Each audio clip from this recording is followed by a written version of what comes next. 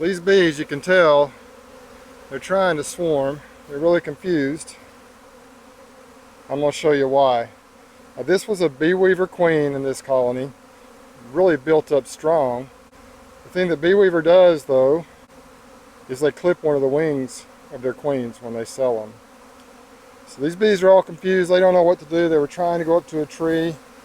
Now they're kind of flying around down here. The queen was right over here because she can't fly. Yeah, I don't see her. Oh, there she is. There's the queen right there.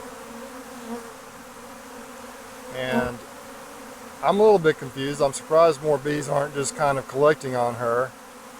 There's a few coming over to her right there. Beautiful, strong queen. She is. Look how pretty she is. But if you can look, I'm not sure how well you can see, her right wing is clipped, so she can't fly, which means that she can't end up in the top of the tree. Just thought you might find that interesting. Look at all the bees on the outside of this box right here. So they're probably trying to swarm, just don't know where their queen is. I wonder if they'll drop down and try to find her on the ground. Alright, now she is right down in the middle of this little cluster of bees right here.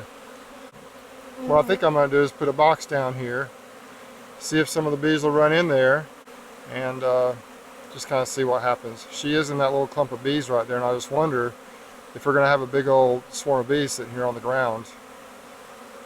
I got this nuke set out here with a couple frames of old comb. Queen is right down there.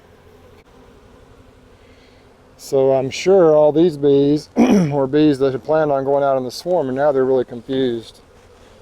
So what I think I'm going to do is just drop these bees, kind of wipe them into this nuke, and let the nuke sit here a while, and just see if they end up in the nuke. She's about to try and walk back up there and get back up in the colony.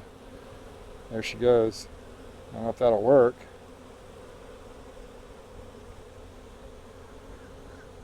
I actually just dropped the queen down in here. I'm going to drop some of the bees into the nuke box and some on the ground and just see if they go in.